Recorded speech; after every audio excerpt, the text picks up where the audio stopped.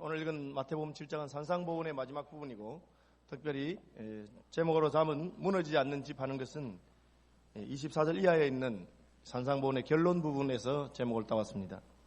그러므로 누구든지 나의 이 말을 듣고 행하는 자는 그 집을 반석 위에 세운 지혜로운 사람 같으리니 비가 내리고 창수가 나고 바람이 불어 그 집에 부딪히되 무너지지 아니하나니 이는 주추를 반석 위에 놓은 까닭이요 나의 이 말을 듣고 행하지 아니하는 자는 그 집을 모래 위에 지은 어리석은 사람 같으리나. 그렇게 되어 있습니다.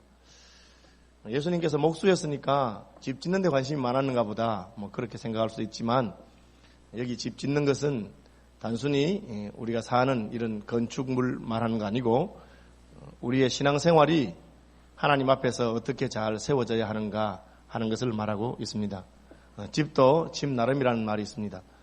제가 아는 어떤 목사님은 자기 교회에서 동남아시아에 교회를 수십 개를 세웠다 그렇게 말씀하시더라고요. 그래서 전도가 힘들고 교회 하나를 세우기 위해서 전도하려면 얼마나 힘이 드는데 어떻게 수십 개를 세우셨나 하고 이야기를 좀 더 들어보니까 교회를 수십 개 세운 게 아니고 예배당 건물을 수십 개를 지어줬다 그 말이에요. 그렇지. 그럼 그렇지. 그럼 예배당 건물은 그것도 쉬운 일 아니잖아요. 예배당 건물을 수십 개를 지으려면 또 돈이 많이 들었을 텐데 어떻게 지었나 하고 들어보니까 하나 짓는데 1,000,000원이면 된대요.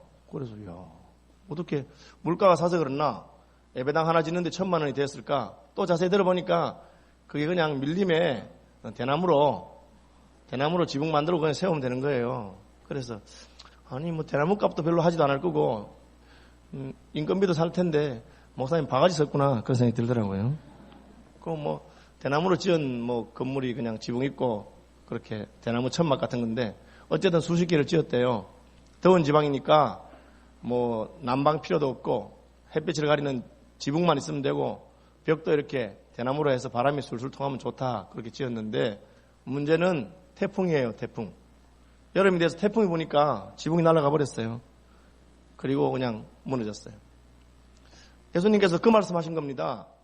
팔레스타인도 더운 지역이니까 또 비가 잘 오지 않아서 그냥 집을 짓는 사람들이 있는데 평소에는 모르는데 큰 비가 오거나 태풍이 불면 그 집이 제대로 지어졌는지 아니면 잘못 지어졌는지 알 수 있다는 거죠.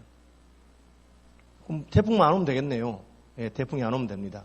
그런데 우리가 지은 그냥 집은 태풍이 안 오면 괜찮지만 영적으로 지은 집은 하나님께서 반드시 테스트를 하신다는 거예요. 그래서 바울 사도도 너희가 신앙의 집을 지을 때 어떻게 짓는지 잘 살펴라.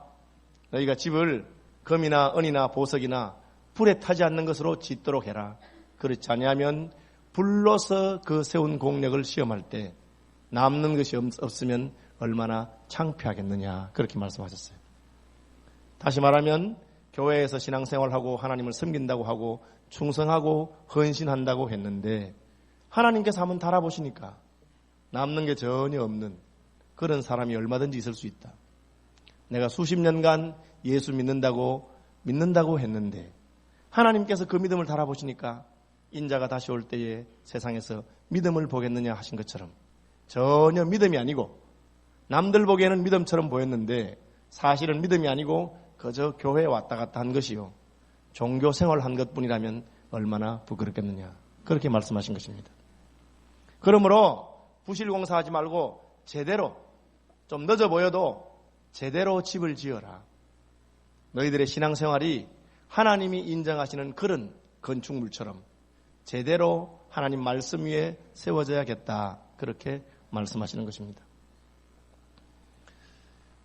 바람이 불면 알 수 있죠. 건축물이 튼튼한 것은 바람이 불어보면 알 수 있습니다. 흔들리지 않는가 홍수가 나면 알 수 있는 것입니다. 참 안타까운 것은 저는 목사가 되어서 수십 년 목사 생활하면서 많은 교회 다니는 사람들을 겪었는데 어떤 분들은 오랫동안 교회 다니고 오랫동안 신앙생활 한 것 같은데 한번 바람이 싹 부니까 금방 넘어가서 저분이 믿음이 저것밖에 되지 않았나 저런 정도였는가 하는 안타까움을 가지게 될 때가 있습니다. 심지어 목사님들도 마찬가지입니다. 목사가 됐는데도 그런 분들이 혹 있습니다. 그럼 참 마음에 그 뭐라 할까요? 슬프죠. 비애를 느끼게 됩니다. 아, 저러시면서 목사를 하셨는가. 그런 마음이 들게 됩니다.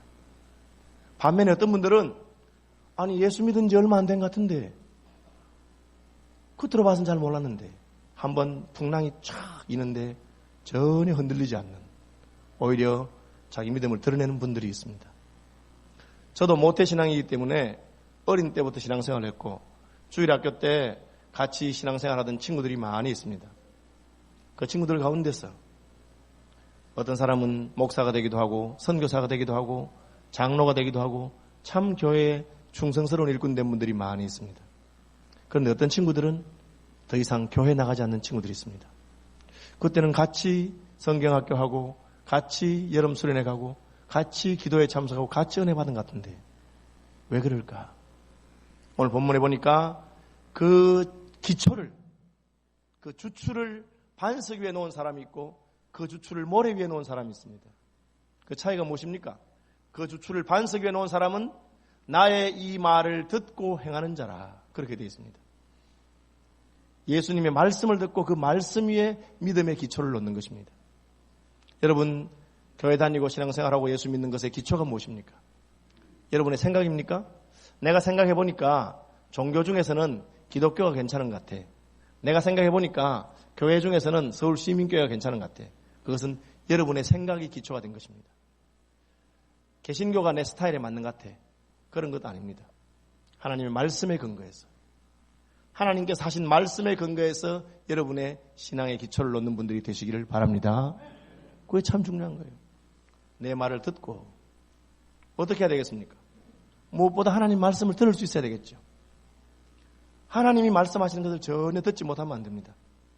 지난주에 설교하신 우리 백용 목사님이 주일날 예배하러 와서 목사 설교 듣지 말고 하나님의 말씀을 듣고 가시길 바란다. 저는 그 말씀이 참 와닿더라고요.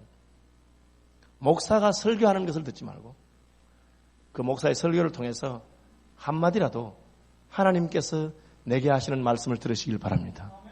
하나님 말씀을 듣는 거예요. 그리고 그 말씀을 듣고 그 말씀을 순종하면 여러분의 믿음이 제대로 쌓아져서 아무도 흔들 수 없는 여러분의 구원, 아무도 흔들 수 없는 여러분의 천국이 보장될 줄로 믿습니다. 저희 교단에서 존경하는 정주채 목사님이라고 계시는데 정 목사님 몸이 아주 약하시고 또 설교를 참 잘하시는데 본인 말로는 젊을 때는 설교를 못 하셨대요. 설교를 그냥 못 하셨대요. 그래서 설교 한번 하는 게 그냥 죽을 맛인데 한 번은 명절에 목사님 안 계시고 강도사님 때 교회를 지키고 있는데 누가 교회 찾아왔더래요. 웬일이냐 하니까 목사님을 찾더래요. 목사님 안 계시는데요 하니까 난감해하면서 그러면 계시는 분 누구냐고. 예, 저는 뭐 전도사입니다. 강도사입니다. 아마 강도사였던 것 같아요. 강도사입니다. 그러니까 혹시 저희 집에 와서 예배를 드려줄 수 없느냐 그러더래요.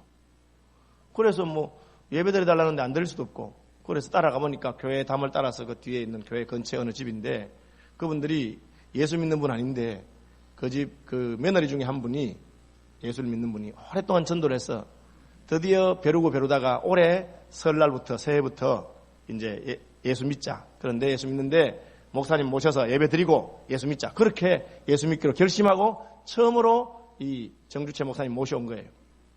그런데 이분이 미리 설교를 준비해야 겨우 설교하는 분인데 갑자기 불러오니까 무슨 설교를 했는지 모르겠대요. 너무너무 당황이 되고 가서 그냥 예배를 인도했는데 횡설수설 했던 것 같아요. 그래서 막 마치고 나오면 너무 부끄럽고 하나님이 이 영혼을 구원하려고 그렇게 교회 찾아와서 목사 모셔가지고 예배 드리는데 내가 무슨 말 했나 막 부끄럽고 막 한정하겠더래요. 그랬는데 너무나 다행스럽게도 그 주간에 그 온 가족들이 다 교회에 와서 등록을 했더라는 거예요. 그래서 참 목사는 설교는 어떻게 했는지 모르겠지만 어쨌든 하나님 말씀을 받은 줄로 믿습니다. 그래서 왔는데 문제는 그분이 신앙생활 잘하고 교회 열심히 나오고 교회 나오는 첫날부터 새벽기도 수요 예배 다 안 빠지고 열심히 했는데 그렇게 열심히 다니다가 한 1년쯤 되었을 때 죽을 병이 걸렸어요. 의사가 못 고친다는 병이 걸린 거예요. 요즘은 그런 병이 잘 없잖아요. 옛날에는 암만 걸려도 못 고치니까. 그래서 그 이야기를 듣고는 이 정 목사님 가슴이 털컥한 거예요. 아니 예수 믿고 병이 걸렸으니까 사람들이 어떻게 하겠어요? 그거 봐라. 종교를 바꿨더니만 어려움이 생겼다. 괜히 예수 믿어가지고 이런 일이 생겼다. 혹은 하나님이 계시면 어떻게 이럴 수가 있나. 우리 식구들이 이제 한번 예수 믿으려고 결심했더니만은 대번에 이런 일이 생겼잖나. 그렇게 원망하지 않겠어요? 그래서 이 목사님 걱정이 태산이라. 어쨌든 백약이 모여고 돌아가실 때가 돼서 임종 예배를 하게 되는데 마지막으로 예배를 드리고 싶다. 가서 예배를 하는데 참 마음에 무거웠답니다. 그냥 가서 이제 예배를 인도하는데 너무나 놀라운 이야기를 하시더라는 거라. 그 예수 믿은 그 집의 큰아들, 며느리가 전도한 시아주버님 되시는 분이 말하기를, 목사님, 하나님께서 제가 죽을 날이 얼마 남지 않은 것을 아시고, 제가 이제 몹살병에 걸려서 죽을 날이 얼마나 남지 않은 걸 아시고, 하나님이 나를 구원하시려고 그때 목사님을 보내서 교회로 인도하신 것 같습니다. 그렇게 말하더라는 거라. 여러분, 그분이 예수 믿은 지 얼마 안 됐지만 하나님의 말씀 위에 바른 믿음의 기초에 서 있는 줄로 저는 믿습니다. 평생을 교회 다닌다고 하면서 딱 집안에 무슨 어려움이 생기니까 내가 예수 믿어가지고 예수님이 나한테 잘해준 게 뭐 있나? 이럴 것 같으면 내가 말라고 예수 믿었나? 그렇게 믿음을 저버리고 떠나는 사람들도 있습니다. 왜 그렇습니까? 자기는 믿음의 집을 짓는다고 생각했는데 예수님이 경고하신 것처럼 하나님의 말씀에 위에 믿음의 집을 세운 게 아닙니다. 아니, 하나님이 데려가시면 안 됩니까? 천지와 만물을 창조하신 분이 하나님이시고 내 생명이 하나님께 있지 않습니까? 살든지 죽든지 나는 주님의 것 아닙니까? 하나님의 말씀에 근거하면 그게 무엇입니까? 인생은 짧고 천국은 영원한데 땅에서 수고를 거치고 천국에 부르시니까 감사하다. 그렇게 해야 될 거 아니겠어요? 그런데 교회는 왔다 갔다 하고 종교적인 모습은 갖췄지만 내 마음에 근본적으로 하나님의 말씀에 근거한 신앙이 세워지지 않았으니까. 그저 그냥 다른 종교의 종교생활 하듯이 철학을 믿듯이 도덕을 믿듯이 내 머릿속에 내 마음에 드는 대로 그냥 거기서 교회에 왔다 갔다 했으니까 바람이 한번 싹 부니까 넘어져 버리는 겁니다. 이 말씀 여러분 잘 기억하기 바랍니다. 오래 예수 믿는다고 오래 교회에 왔다 갔다 한다고 믿음이 생기는 것 아닙니다. 믿음은 하나님의 말씀에 근거해서 생기는 줄로 아시길 바랍니다. 내가 지금 세우고 있는 내 신앙의 기초가 이게 어디서부터 온 것인가? 내가 교회에서 기뻐하는 것이나 내가 교회에서 화내는 것이나 내가 교회에서 슬퍼하는 것이나 내가 열심히 내는 것이 어디에 근거해 있느냐? 하나님의 말씀에 근거했어야 됩니다. 물론 교회에서 사람이 좋은 것도 좋고 물론 교회에서 즐거운 것도 좋습니다. 우리 어린 시절 같으면 교회 가면 성탄절날 빵 준다고 교회 가기도 하고 교회 가면 예쁜 여학생 있다고 연애하러 가기도 하고 뭐 좋아요. 밖에서 연애하는 것보다 교회에서 연애하는 것 좋습니다. 그래서 믿음의 사람 만나면 좋겠죠. 뭐 빵도 얻어먹는 것도 안 좋습니까? 뭐 교회 재밌는 일이 다 좋습니다. 그러나 그것은 예수님께서 말씀하신 참된 믿음 아닙니다. 예수님께서 말씀하신 참된 믿음은 내 말을 듣고 행하는 자라.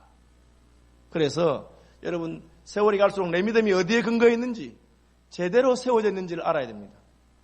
제가 영국에 있는 동안에 제일 부끄러웠던 게 뭐냐, 성수대교가 무너졌다는 뉴스가 영국까지 나왔어요. 한강에 있는 다리가 무너졌다.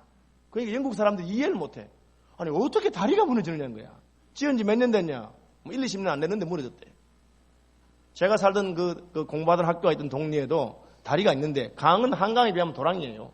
그 큰 강 아닌데 조그마한 강이 있는데 거기 다리가 있는데 자그마치 150년 됐어요. 뭐로 만들었느냐? 순나무로 만들었어요. 순나무로. 뭐 철근 콘크리트 아니고 나무로 만든 다리가 150년이 지났는데 아직도 튼튼해요.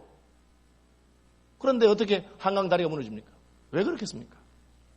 부실공사를 해서 그렇죠. 부실공사를. 실력이 없어서 그런 거 아닙니다. 연전에 터키에서 지진이 났는데 너무너무 창피한 일이 있었다고 합니다. 왜?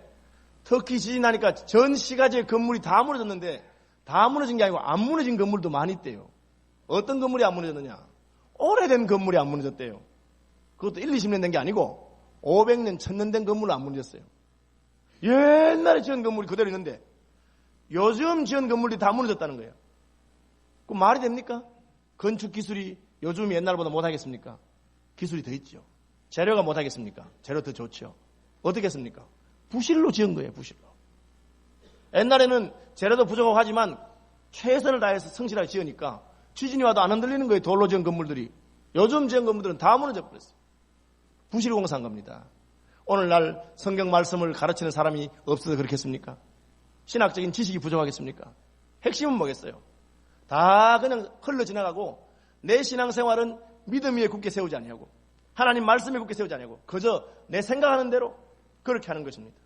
그것을 오늘 본문에서 말하기를 좁은 문으로 들어가라. 멸망으로 인도하는 문은 크고 그 길이 넓어 그리로 들어가는 자가 많고 생명으로 인도하는 문은 좁고 길이 협착하여 찾는 자가 적음이라. 이 말이 뭡니까? 다른 사람들 우 가는 길로 가면서 그것이 신앙인 줄 안다 그 말이에요. 여러분 어떻게 예배하십니까? 아이고 서울시민께 다른 교인들 하는 것처럼 그렇게 예배하죠.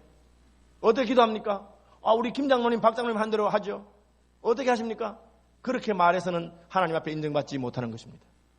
하나님 말씀대로 저는 예배하고 하나님 말씀으로 내게 가르치신 대로 그렇게 충성하고 그렇게 헌신하고 그렇게 헌금성을 합니다.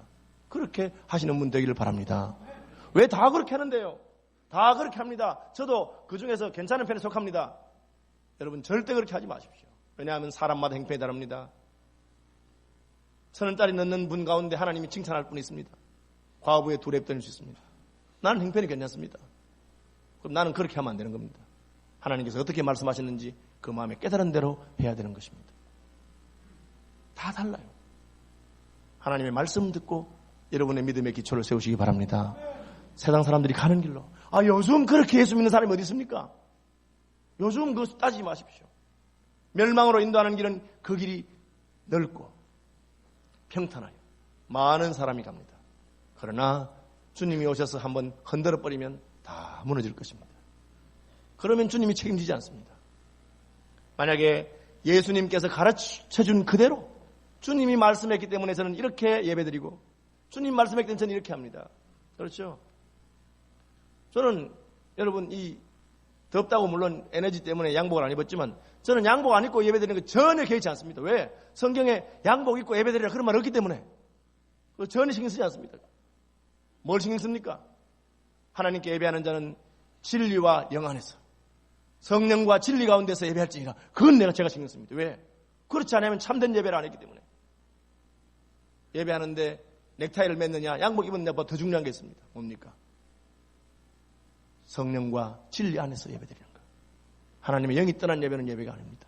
그러니까 예배 전에 기도 담당자 사회하는 사람 저와 같이 기도하면서 늘 하나님이 영광 받으시고 하나님의 영이 임하시고 성령의 예배를 주장하여 주옵소서. 그렇게 기도합니다. 그 말씀에 있는 거니까. 그 말씀대로 안 드리는 예배는 아무 소용이 없는 거예요. 왜 예배 시간에 그 자리에 앉습니까? 다 여러분 생각해야 돼요. 나는 왜 예배 시간에 이 자리에 앉으며 왜 예배 시간에 나는 언제 오는가? 어떤 분은 예배 시간 10분 전에 와서 기도하고 준비하고 어떤 분은 그냥 예배 시작한 다음에 오고 꼭 설교 시작하면 오시는 분도 있어요. 규칙적으로 오시는 분도 있어요. 혹시 성경에 규칙적인 생활을 해라 그런 말씀이 있는지 모르겠는데 여러분 말씀대로 하시기 바랍니다. 말씀에 예배 시간에는 적당히 늦게 오느라 그랬으면 그런 늦게 오고 뭐 그런 게 없으면 신경 쓰지 마시고 하나님 말씀에 있는 대로 해야 됩니다. 사람들이 많이 간다고 해서 옳지 않습니다. 그 다음에 또 뭐라 했습니까? 거짓 선자들을 삼가라. 양의 옷을 입고 너에게 나오나 속에는 노략질하는 일인다. 이 말이 뭡니까? 목사님이 그러대요. 절대 여러분 그 말에 넘어가면 안 됩니다. 목사 말이 무슨 상관입니까? 거짓 선자들이 얼마나 많은데. 어느 방송국에서 어느 목사가 그렇게 말하고 어느 기도원에 가니까 어느 원장이 그렇게 말하고 여러분 그 말 아무 소용없습니다. 하나님의 말씀대로 하시는 분 되기를 바랍니다. 하나님 말씀대로 해야죠. 왜? 거짓 선자들이 많습니다. 거짓 선자들은 뭡니까? 그 시대의 조류와 그 시대의 유행을 따라서 여러분의 귀를 즐겁게 하는 말 하는 것이고 여러분에게 축복을 약속하는 말 하는 것입니다. 축복이 싫은 사람이 어디 있으며 저는 우리 교인들이 다 축복받게 되기를 바랍니다. 그러나 축복받는 방법은 축복을 쫓아다닌다고 축복 오는 게 아닙니다. 축복은 예수 안에 있는 줄로 믿습니다. 하나님 말씀대로 살 때. 그것은 세상 사람들이 볼 때 고난도 복이 되는 것이요. 그래서 마태복음 시작하면서 복되도다. 심령이 가난한 자가 복이 있도다. 의를 위하여 핍박을 받은 자가 복이 있도다. 천국에서 저희 상이 큽니다.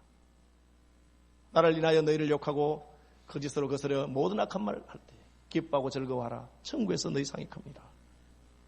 복이 다르다 그 말이에요. 하나님 말씀에 위로와 복을 받으시길 바랍니다. 그게 믿음의 기초가 바로 세워지는 것입니다. 어떻게 하면 바른 믿음의 집을 짓습니까? 또 오늘 본문에 보니까 좋은 나무마다 아름다운 열매를 맺고 못된 나무가 나쁜 열매를 맺나니 그 열매로 나무를 안하니 이러므로 그들의 열매로 그들을 알리라. 그렇게 말하고 있습니다. 여러분의 믿음이 바른 믿음이면 반드시 열매가 있는 줄로 저는 믿습니다.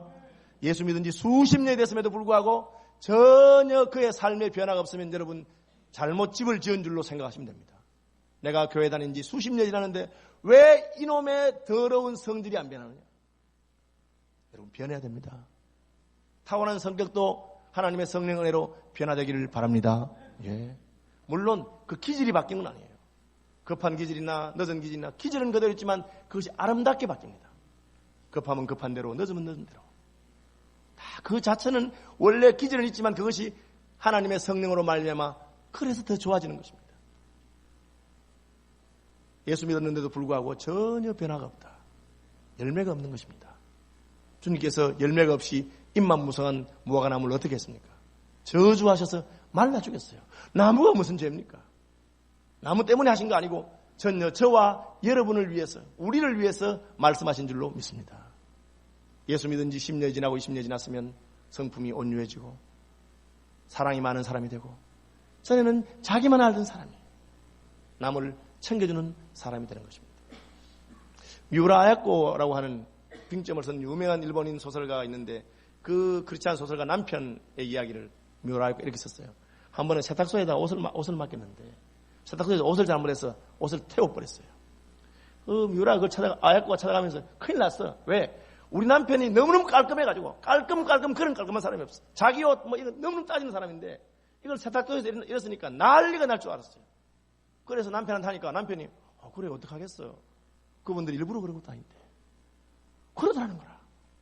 그래서 이 미우라 아이고 깜짝 놀랐던 게 자기는 괜찮은 스타일이에요. 자기는 기질상 옷이 내 옷도 없고 남도 없고 그야말로 행주와 걸레가 구별이 안 되는 스타일이기 때문에 전혀 괜찮은데 남편은 너무너무 자기 것 따지고 깔끔하고 정리하고 절대 남이 그 손대면 싫어하는 사람인데 그런데 그렇게 하더라는 거야. 왜?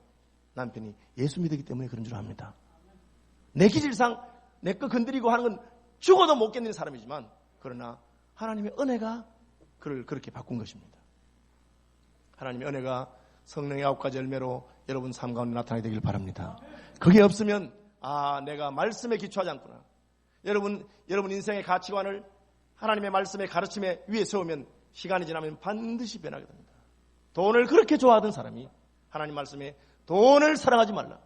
돈을 사랑하는 것이 일만하게 뿌리니라. 그 말씀이 내게 들어오면 시간이 지나면 돈이 필요하지만 그러나 내가 돈을 사랑하는 사람 아닙니다. 선교사님들이 많이 놀라는 것 중에 하나가 서양 선교사들은 너무너무 따지기를 좋아해서 서양 사람이 그렇잖아요. 피자 하나를 먹어도 자기 먹은 쪼가리 숫자 헤아려가지고 돈 내고 그 피자 위에 토핑이라고 올리브를 얹었는지 얻는데 그 얻는 것도 다 자기 얹은 숫자만 계산해서 그대로 돈 내는 사람들인데 선교사들끼리도 그렇게 하니까 무슨 선교사 이렇게 쨌잖아 그렇게 생각했답니다. 그런데 한 틈 마치고 다른 데 가면서 자기가 가지고 있던 모든 물건 그대로 돈 한 푼 안 받고 다 주고 가는 그때 충격받는 이분들이 문화가 그래서 그렇지 문화가 따지는 거라서 그렇지 그러나 예수 믿고 은혜 받아서 자기 것 얼마든지 포기할 때는 포기할 줄 아는 사람입니다. 다른 것입니다. 여러분 하나님의 말씀이 여러분의 삶을 변화시키는 역사가 있게 되기를 바랍니다. 그게 없으면 내가 예수 제대로 믿은 거 아니에요. 예수 제대로 믿은 거 아닙니다. 예수 믿으면 말씀에 기초하기 때문에 말씀이 시간이 지나면 날 바꿔야 됩니다. 열매를 맺어야 됩니다. 예수 믿은 지 수십 년 지났음에도 불구하고 나 때문에 예수 믿은 사람이 한 명도 없으면 여러분 문제 있는 거예요. 여러분 보고 예수 믿는 사람이 있어야 될 거 아닙니까? 아무도 나 때문에 예수 안 믿는다. 그것은 내가 뭔가 잘못된 걸 하고 있습니다. 복음은 능력이 있고 생명력이 있습니다. 예수님의 생명이 여러분 속에 있으면 여러분 보는 사람마다 달라요. 참, 저 사람은 참 다르다. 여러분이 굳이 전도 안 해도 여러분 보고 예수 믿고 싶어하는 사람이 저절로 생기게 되어 있습니다. 이거 다 알아요. 어떻게 하면 됩니까? 딴 것 하지 말고 하나님의 말씀 위에 여러분 세우시기 바랍니다. 예, 또 이번에 특별히 우리 NLTC 훈련하는데 9월부터 하는데 이번에는 토요일 날 합니다. 그동안 주중에서 못 받은 분들 꼭 훈련 받으셔서 어렵지 않습니다. 하나님 말씀대로 살고 말씀대로 전하면 역사가 있는 것입니다. 그럼 오늘 본문에서는 특별히 주님께서 어떻게 하는 것이 말씀대로 사는 것이라 했느냐. 1절 보니까 남을 비판하지 말아라. 비판을 받지 아니하려거든 비판하지 말라. 너희가 비판하는 그 비판으로 너희가 비판받을 것이요 너희가 헤아리는 그 헤아림으로 너희가 헤아림을 받을 것이니라. 이게 무슨 말입니까? 옳고 그런 것을 구별하지 말아라, 그런 뜻이 아닙니다. 예수 믿는 사람은 목에 칼이 들어와도 옳은 것은 옳고 그런 것은 그런 것입니다. 잘못은 잘못이고 옳은 것은 옳은 것입니다. 그러나 형제가 잘못하는 것에 대해서 비난하고 비판하고 욕하고 그렇게 하지 말아라. 형제가 잘못하거든 자신을 돌아보면서 참 인생이 다 저렇구나, 나는 저렇게 하지 않아야 되겠다, 자기를 돌아보라, 그 말입니다. 많은 사람들이 하나님의 축복을 받지 못하는 이유가 무엇이냐? 자기는 믿음 생활 잘하지만 다른 사람을 용납하지 못합니다. 하나님께서는 각 사람마다 재판하는 기준이 다르다고 오늘 본문에 되어 있어요. 어떻게 되어 있습니까? 너희가 비판하는 그 비판, 너희가 헤아리는 그 헤아림으로 내가 너희를 판단한다, 그 말입니다. 저희 고신교단이 말씀을 따라 잘 살려고 열심히 가르친 교단이에요. 저도 어린 시절에 굉장히 열심히 믿으려고 노력했다고 생각해요. 초등학교 때부터 새벽기도 다니고 주일날 공부 안 하고 돈 안 쓰고 뭐 그런 거 열심히 했어요. 그 자체가 나쁜 건 아니에요. 그런데 그렇게 하다 보니까 다른 사람 잘못한 게 자꾸 눈에 보이는 거야. 그래서 다른 사람 잘못한 거 보면서 내가 비판하고 비난하는 데는 얼마나 열심인지 몰라. 제가 초등학교 다닐 때 빌리그레암 목사님 한국에 무슨 큰 전도 집회 하는데 저는 초등학생도 딱 보니까 빌리그레암 잘못한 게 눈에 딱 보이더라고. 뭐냐? 이 집회 끝나고 주일날 비행기 타고 돌아갔어. 이야, 이 세계적인 무슨 설교자를 하더만은 이 주일날 한 지켜 딱 그게 들어오니까 뭐. 그러니까 빌리그레암도 믿음이 없는 사람이 내가 볼 때는. 여러분 그렇습니까, 여러분? 이야, 참 하나님이 얼마나 크게 쓰는 분입니까? 그렇죠. 나하고 다르다고 그렇게 하면 안 됩니다. 화이트필드 박사라고 세계적인 켈빈주의자요 부흥사가 있습니다. 존 웨슬레와 같이 사야겠습니다. 어떤 분이 아니 웨슬레는 감리교 목사고 당신 장로교 목사인데 왜 같이 그래, 두 분 같이 사야가시오, 비판하는 사람 많이 있습니다. 그래서 어떤 분이 물어봤어요. 화이트필드 박사님 혹시 천국에 가서 웨슬레를 만나리라고 생각하십니까? 이렇게 물어본 거예요. 뭐라고 대답한지 아세요? 당연히 못 만나죠. 그럼 왜 웨슬레와 같이 사역하십니까? 아니 웨슬레는 하나님이 너무 사랑하는 분이기 때문에 예수님 바로 옆에 있고 나는 저 멀리 있으니까 못 만난단 말이에요. 그랬어요. 여러분 우리하고 좀 다를 수 있습니다. 그러나 하나님 앞에 함부로 비판하면 안 됩니다. 우린 다 옳습니까? 그게 은혜를 아는 사람입니다. 은혜를 아는 사람이 되면은 맞아요. 나도 참 저 사람보다 다하다. 자기 눈에 있는 들보를 깨닫는 것입니다. 중국에 옛 이야기, 이런 이야기 있습니다. 빵장수가 있는데 이 빵장수가 빵을 파는데 그 빵장수한테 버터를 대주는 농부가 있어요. 가난한 농부가 있는데 양이 많지 않아서 매일 같이 버터를 한 건씩 갖다 주는데 어느 날부터 이 빵장수가 버터를 들어보니 약간 가벼워. 그게 무게가 좀 속이는 것 같아. 그래서 저울에 달아보니까 아니야 다를까 무게가 약간 가벼운 거야. 실수로 그랬나 싶어서 그 다음날 달아보니 또 가벼워. 일주일 달아도 한 달 달아도 계속 가벼운 거야. 한 달 만에 화가 나서 이 빵장수가 그 버터 대주는 농부를 고발했어요. 그래서 관청에 갔습니다. 관청이가 태수 앞에서 이놈이 버터 무게를 속이고 나한테 속이고 돈을 받았다고. 그러니까 태수가 야, 너 왜 버터 무게를 한 건씩 해야 되는데 그걸 줄였냐 이러니까 여러분 이 버터 파는 농부 뭐 했는지 아십니까? 머리를 긁으면서 태수님 죄송합니다. 저희 집에 저울이 없어가지고. 그럼 어떻게 달았나? 예, 빵 가게에서 그 빵 사온 그 빵 무게가 한 건이라 해서 그 한 건에 맞춰 달았습니다. 이러는 거야. 이런 빵 장사가 자기가 돈 벌려고 빵 무게를 약간 줄인 거야. 누가 창피하게 됐습니까? 자기 눈에 있는 들보는 깨닫지 못하고 형제 눈에 티는 보이는 게 인생입니다. 여러분 보이거든 불쌍하게 계시기 바랍니다. 불쌍하게 계시고 저 인생이 은혜를 받지 못했어. 어떻게 합니까? 거기에 보면 기도해라. 기도하면 하나님께서 깨닫게 해주시고 진짜 나쁜 놈이면 어때요? 진짜 나쁜 놈이면 사랑하는 마음으로 한번 충고해보고 충고를 안 됐거든 그냥 버려둬라. 왜? 오늘 본문에 보니까 거룩한 것을 개에게 주지 말고 6절 너희 진주를 돼지 앞에 던지지 말라. 그들이 그것을 발로 밟고 돌이켜 너희를 찢어 상하게 할까 염려하라. 진짜 저 친구 잘못하고 나빠요. 그러면 사랑하는 마음으로 한번 충고해보고 안 됐거든 말아야 됩니다. 얼마 전에 무슨 공원에서 애 아버지가 가다가 청소년들이 무슨 침을 함부로 뱉고 해서 꾸지람 한다고 한마디 했는데 요즘 애들이 말 듣습니까? 안 들으니까 말 안 듣는다고 화나서 싸우다가 자빠져서 돌아가셨어요. 그래서 제가 참 마음에 안 됐더라고. 참 어이없으면 좋은데 안 듣는 사람한테 두 번, 세 번 말할 필요 없습니다. 한 번 말합니다. 그러지 마세요. 그러면 하나님 은혜를 주시면 깨닫고 안 깨닫거든 그냥 계속 뱉으세요 하고 가는 겁니다. 그게 무서운 거예요 사실은. 그죠? 그러면 됩니다. 네. 제가 노회장 할 때 그 목사님들 가운데 혼자서 떠드는 분 있잖아요. 너무 그래서 제가 발언권 주면 이야기했는데 발언권 한 번도 막 이랬어요. 그래서 제가 목사님 제가 발언권 안 드렸으니까 일어나지 마시고 그냥 앉아 계세요 이랬거든. 그러니까 이분이 나보다 선배니까 막 화를 내면서 어디 노회장이 나한테 발언권 안 주고 왜 나보고 앉으라 하냐 뭐 이러더라고. 제가 그럼 서 계세요 이랬거든.